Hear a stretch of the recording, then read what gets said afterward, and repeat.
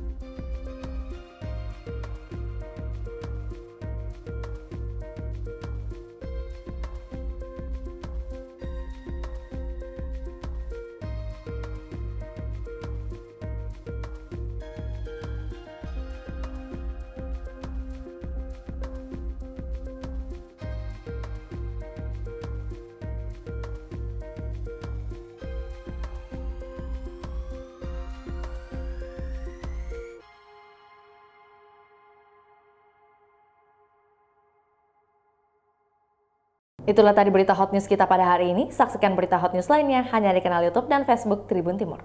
Terima kasih sudah nonton. Jangan lupa like, subscribe, dan share ya.